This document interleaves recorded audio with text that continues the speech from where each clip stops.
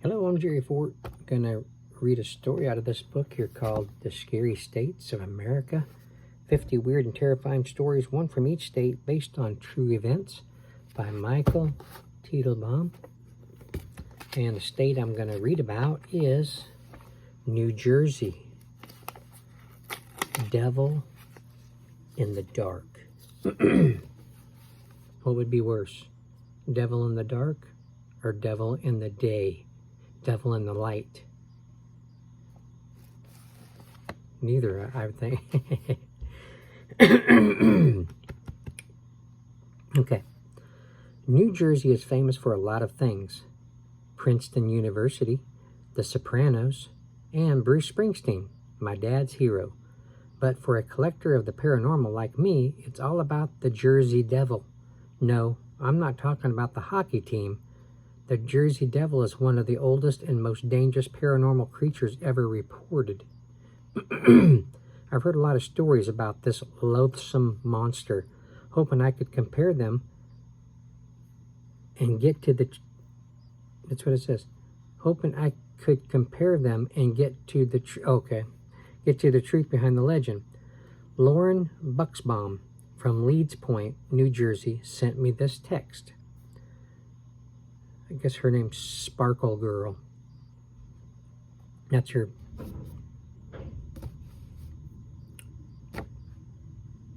title, I guess, they go by in texting or in the paranormal world. Okay, Sparkle Girl says, "Hi, I have a cool story about the Jersey Devil. I got a B+ on my paper about it, and I would have done better if my teacher weren't a total supernatural skeptic. We had to do a historical report and include a first-person account on it. My history teacher totally embarrassed me in front of the whole class when he was like, 'Miss Buxbaum, I loved your paper. I would have given you an A+ if the first-person account you claim is true wasn't a tall tale. Your research was solid, so you get a B+, but next time, save the stories for your creative writing teacher.'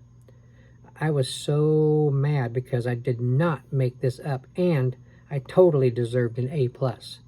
And I worked for weeks on it." And I cut short the rest of Lauren's rambling.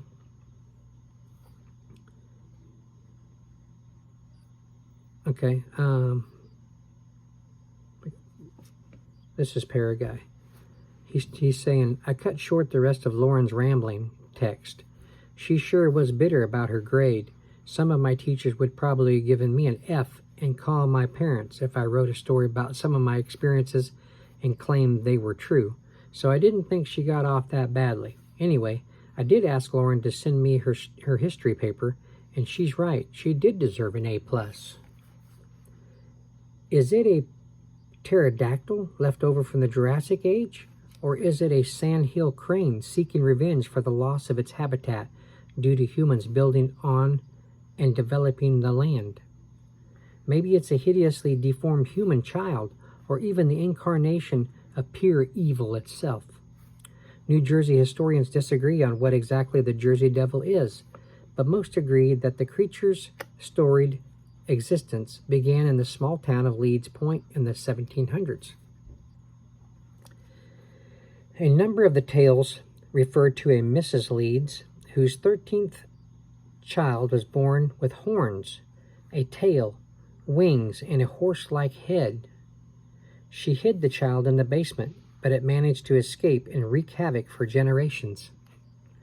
Other stories tell of a witch named Miranda Leeds, who gave birth to a seemingly normal baby, who only minutes later transformed into a hideous creature with hooves, a forked tail, bat wings, and a horse's head.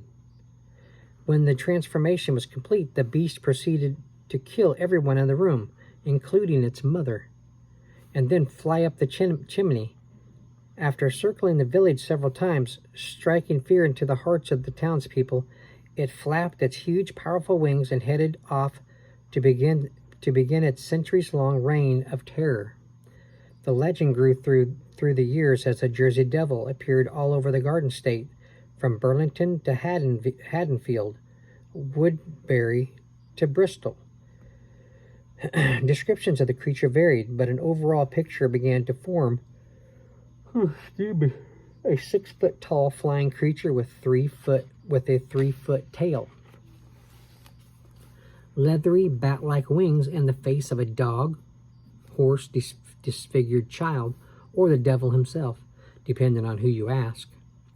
The creature is reported to emit a blood-chilling screech as it attacks its victims, often stopping them in their tracks.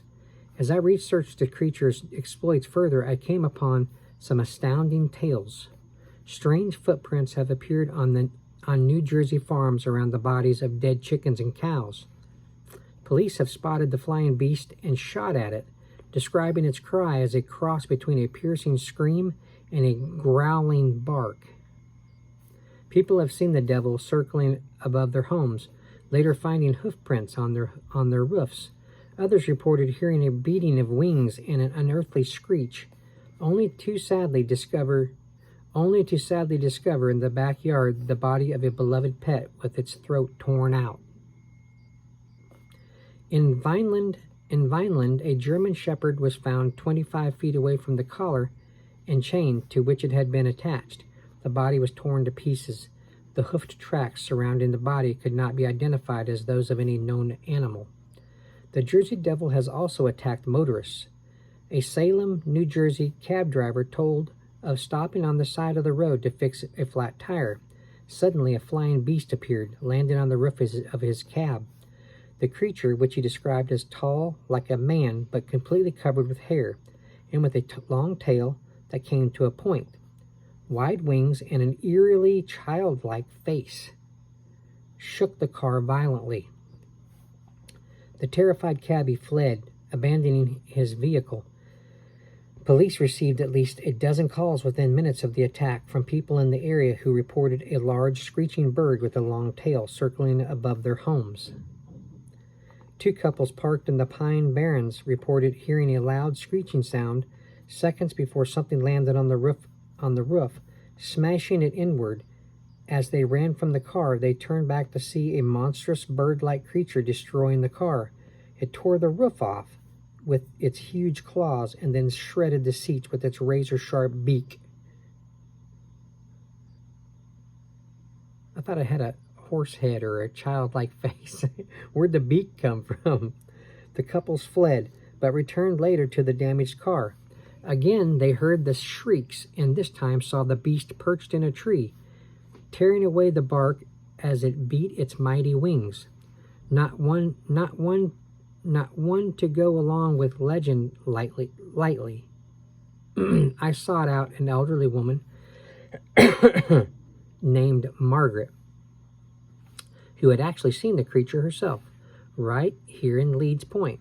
Margaret said she would be happy to share her story with me when I called her. I rode my bike to her small farm, and she welcomed me into her home. "Why did you choose the Jersey Devil for your history report?" she asked, handing me a glass of iced tea. Everybody in class was doing something boring like a paper on Walt Whitman or Thomas Edison, and I wanted a unique topic, something cool about Jersey. I studied up on the Jersey Devil. "Did you know that lots of people believe it was born right here in Leeds Point?" Margaret smiled. "Yes, I have heard that." "Is it okay if I record you?" I asked, pulling out my phone. "Of course," said Margaret, who then began her story. Margaret had always lived on a farm in this part of New Jersey. From the time she was a little girl, she recalled mysterious livestock attacks every so often.